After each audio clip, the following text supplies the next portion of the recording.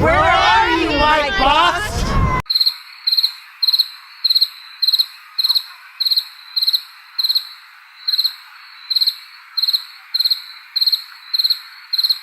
Do your part.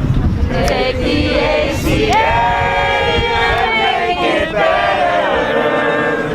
My name is Cynthia Sibrel, and I live in Belleville, Illinois, and I'm one of the beneficiaries of the expanded Medicaid program. It is vital to me. I have lived with mental illness for 40 years. In that time, I was able to work and get 2 college degrees, but in the last couple of years, I've become disabled and not able to work anymore. So Medicaid benefits me personally. I need it for my treatment and the medications that I take every day. Thank you. I have no ACA experience. No one in my family is taking ACA, but my wife and I are both on Medicare. And we just figure we got to stop this stuff right now with these Republicans trying to take away our health care, because once they do with the ACA what they want, it will be coming towards our Social Security or Medicare and Medicaid. So Mr. Bost, you are a businessman. I think you can understand that healthcare is an investment that returns. It doesn't cost, it pays. Mr. Bost, everybody needs to have health insurance right now.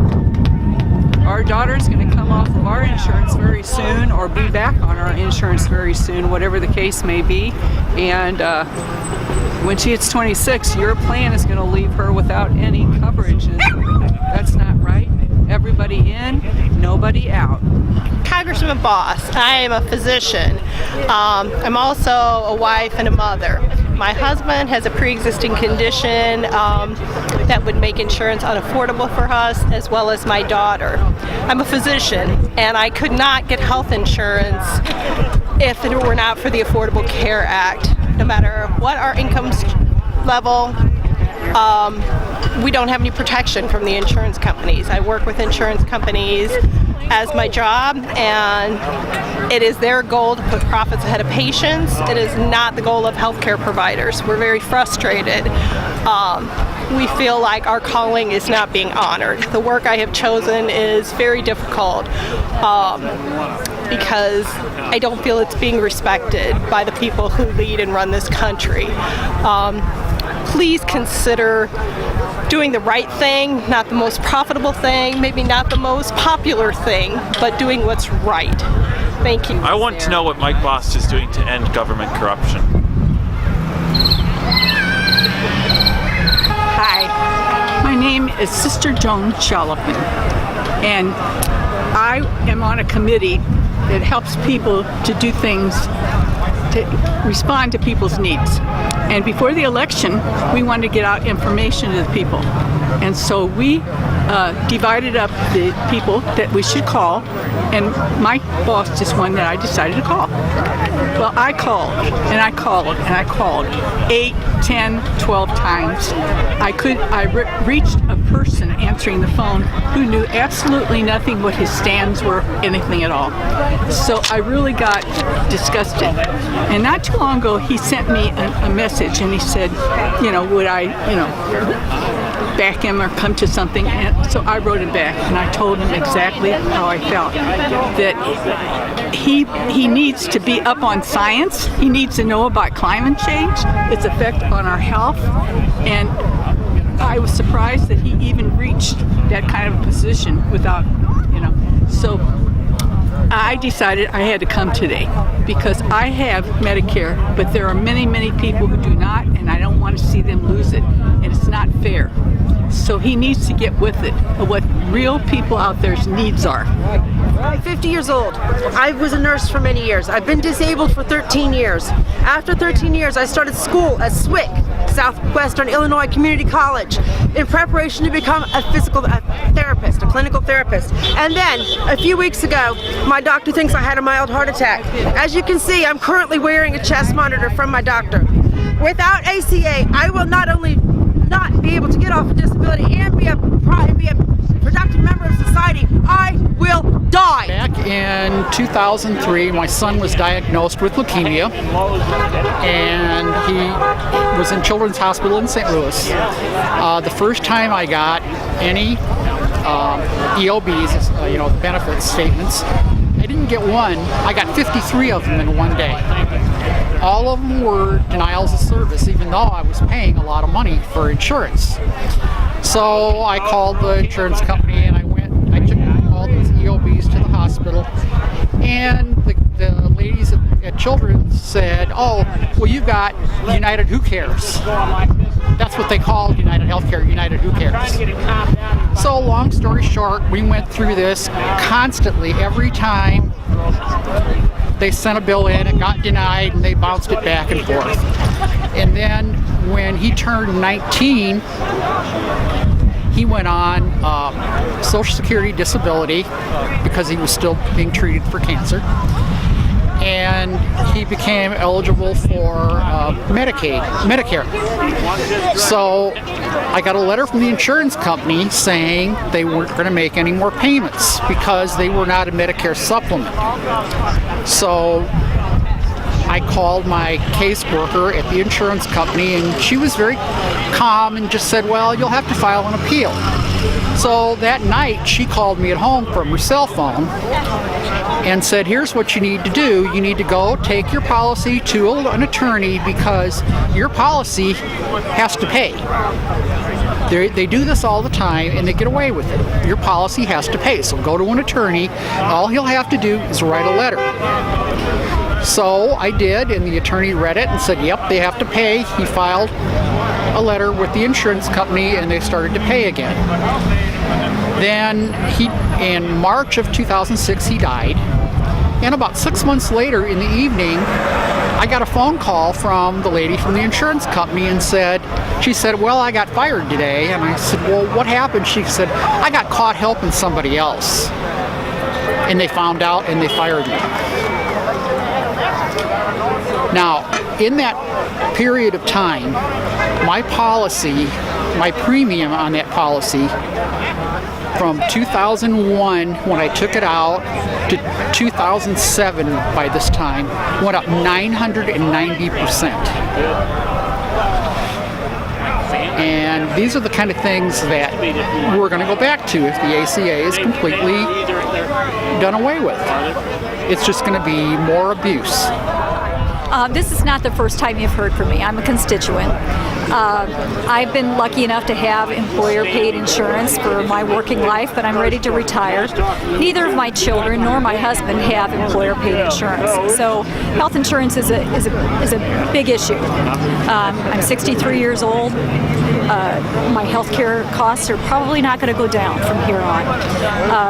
I just really want you to understand that for someone who has taken a position to care for your constituents, to care for the American people, this is an enormous issue, and it is so important for you to understand that corporate interests should not take precedence over people's basic right for health care.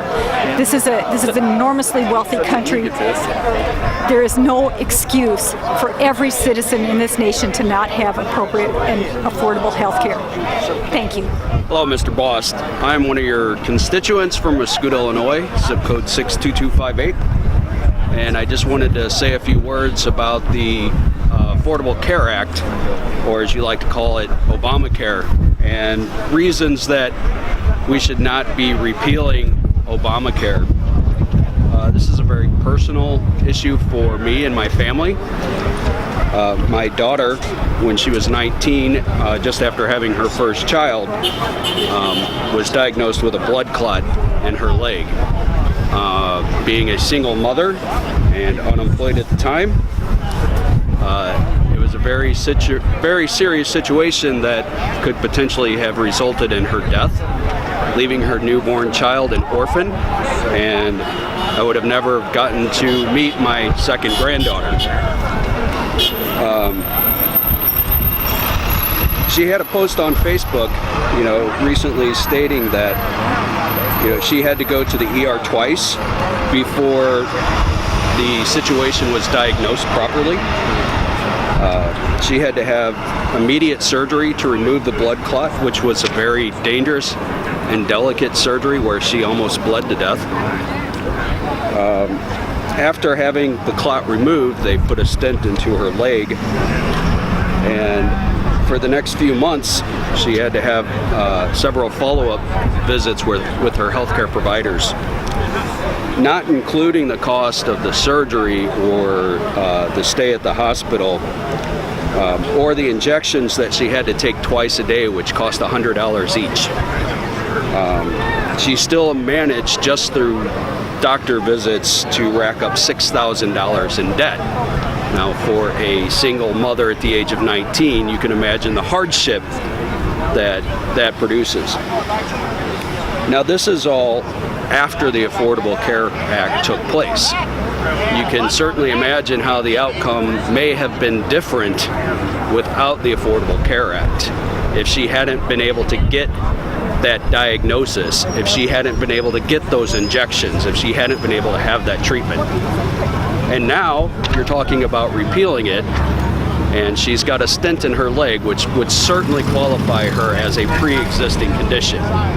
So before you think about repealing Obamacare, I need to make sure that you're on my family's side and that you take into consideration that you need a replacement plan that looks out for people in need, that provides health care as a right for all citizens, and that any replacement plan has to be fully vetted by the Congressional Budget Office and approved as a viable option to Obamacare.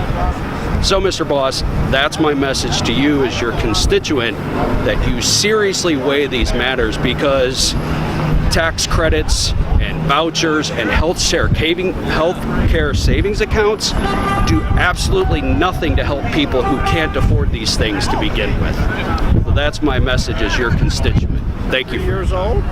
I'm an ex-coal miner, and you're not helping the whole project by letting what's going on now go on. You need to be fighting for the people instead of fighting for corporations. And corporations are not the answer.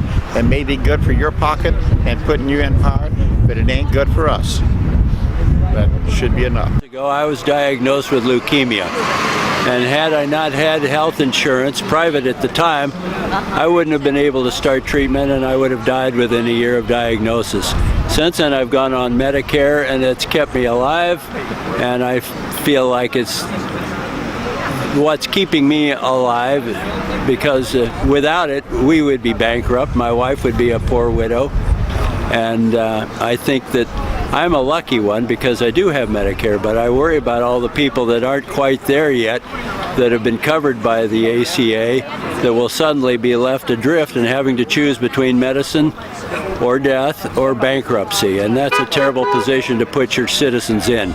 So fix the health care system, but don't throw the baby out with the bathwater. Tweak ACA and build on its strengths and go from there. Medicare for all, or the single payer, because it makes more sense. If the rest of the world can do it, we're quite capable of doing it. And as long as you somehow can fight against the big money interests instead of you going for the people that you're really supposed to represent. I would just say, Mr. Bost, I think what you really need to do is listen to the true majority of people and not the rantings of someone who should have never been nominated in the first place and is only supported by 20% of the population of this country. I think you all will regret doing that. If you stay this course, and you got ACA like you're planning on doing, when you guys go back to Congress, you're going to regret it. You're going to regret it.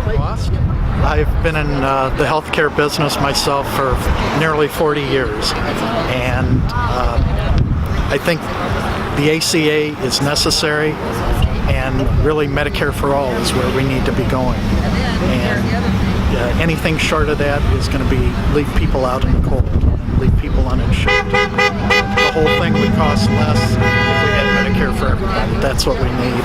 We are watching you, Mr. Bost, and you will be held to account for the decisions you support. I'd like to know what Mike Bost is doing to end government corruption.